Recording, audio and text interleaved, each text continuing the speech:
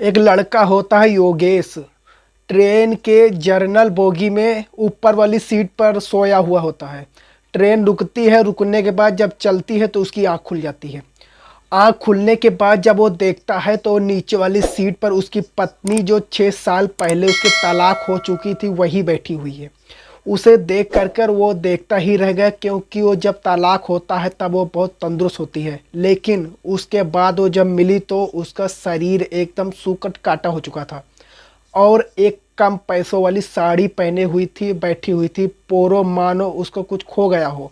योगेश जब उसको देखा तो उसकी आसमान उसकी जब नज़र योगेश पर पड़ी तो वो भी देख करके अपनी नज़र खिड़की की तरफ कर लेती है। उसके बाद में वो लड़का योगेश जो होता है ऊपर से नीचे आता है। उसकी पत्नी जहाँ रागिनी बैठी होती है उसके पास एक लड़का बैठा हुआ होता है। उससे कहता है कि आप भाई ऊपर वाली सीट पे चले जाओ, तो वो लड़का मान जाता है तो ऊपर वाली सीट पे चला जाता है।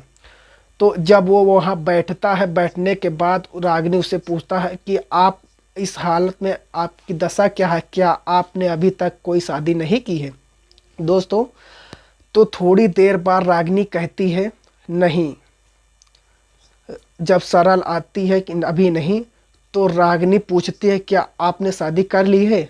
तो वो भी ना में सर हिला देता है कि अभी नहीं। लेकिन थोड़ी देर के लिए दोनों मौन रहते हैं। मौन रहने के बाद जब फिर एक योगेश से रुका नहीं जाता है, वो पूछता है कि तुम्हारी दशा क्या है, आप कहाँ जा रही हो? तो रागिनी कहती है बड़ा भाई रहती माँ के तबीयत कुछ ज़्यादा खराब हुई, मैं कानपुर जा रही हूँ देख रेख के लिए, माँ को देखने के लिए जा रही हूँ। आप कहाँ जा रहे हैं? योगेश कहता है कि मैं भी कानपुर जा रहा हूँ किसी काम से। दोस्तों इसी सिलसिले में बातें चलती रहती। थोड़ी देर बाद क्या होता है कि एक कुल्फ़ी बेचने वाला वहीं पर आ जाता है। कुल्फ़ी बेचने वाला जब आता है वहीं पर योगेश उसे साथ बुलाता है। बुलाने के बाद कहता है क्या कुल्फ़ी खाओगी? दोस्तों तो पहले वो मना करती है कि नहीं, मैं नहीं खाऊंगी। तो योगेश कहता है दोस्त कुल्फ़ी खा लो, इससे होता क्या है, कुल्फ़ी खा लो कुछ नहीं होता। सोच समझ करके वो लड़की कहती है, रागिनी कहती कुल्फ़ी तो खाएंगे लेकिन एक शर्त पे। तो योगेश कहता है क्या शर्त होगी? तो शर्त ये होगी कि कुल्फ़ी के पैसे हम देंगे। योगेश कहता है कोई बात नहीं, ठीक है आप दे देना। खाई कुल्फ़ी।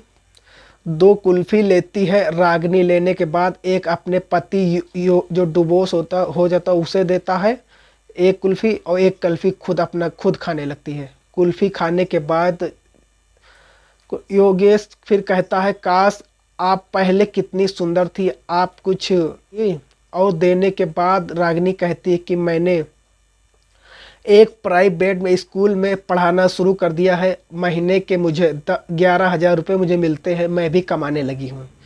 तो दोस्तों योगेश कहता है कि तुमने बहुत गलती की, जो हमारा तुम्हारा डिवोर्स हुआ था तो कलेक्टर साहब ने 30 लाख रुपए देने के लिए आपसे कहा तो आपने पैसा नहीं लिया, काश पैसा ले लेती तो आपका खुद का स्कूल होता। तो रागिनी कहती अगर मैं आपसे 30 लाख रुपए ले लेती, लेने के बाद मैं स्कूल चलाती तो मेरा ईमान कहता आखिर उसी के पैसे पर पल रही हो, इसलिए मैंने पैसा लेना मुमकिन नहीं समझा।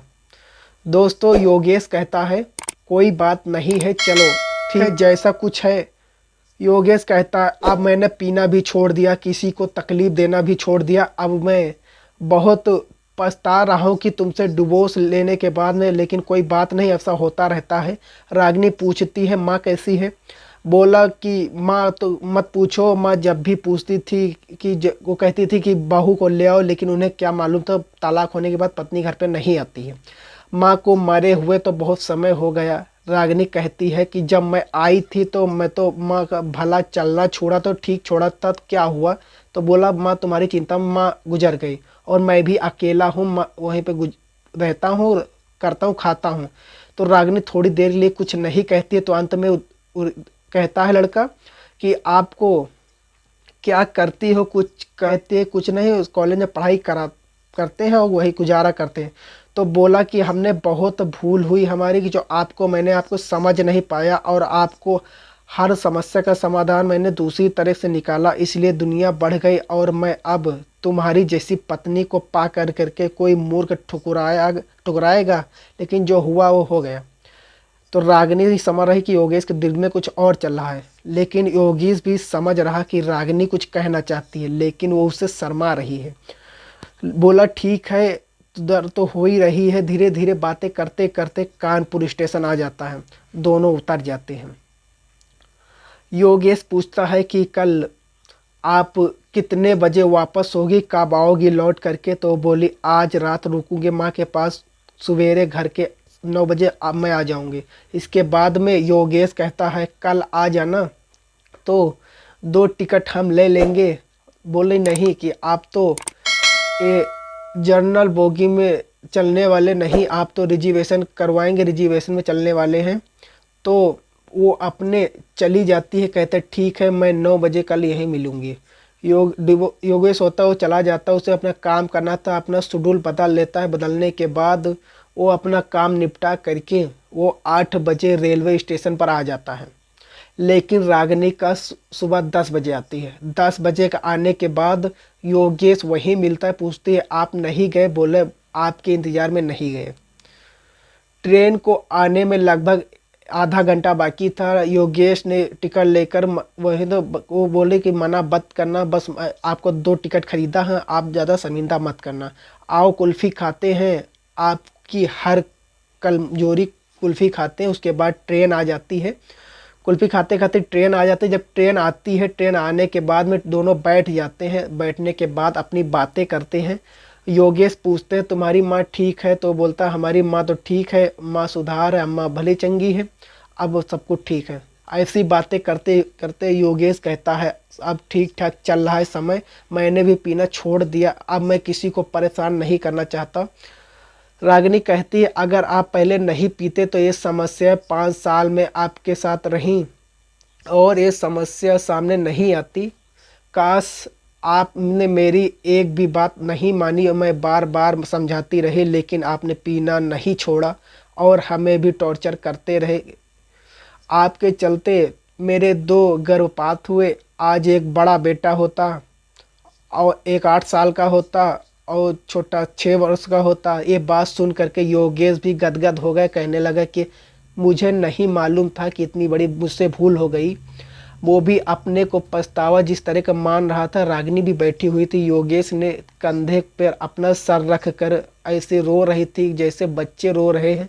रोने के बाद धीरे धीरे रागिनी को जहाँ उतरना था वो जगह आके ट्रेन वहीं रुकती है।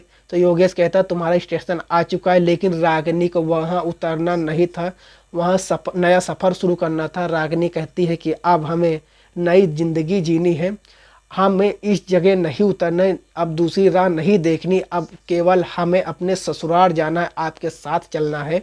यही सोच करके योगेश और रागिनी दोनों चलते हैं और योगेश का जहाँ घर होता है, जहाँ उतरना होता है, वहीं स्टेशन पर दोनों उतरते हैं। उतरने के बाद में रागिनी अपने पति के साथ 6 वर्ष डिवोर्स के चक्कर में, तलाक होने के बाद में 6 वर्ष में जब ट्रेन में मिलते हैं तो दोनों का प्यार बढ़ जाता है। बढ़ने के बाद में दोनों वहीं रहने लगते हैं बड़े प्यार से।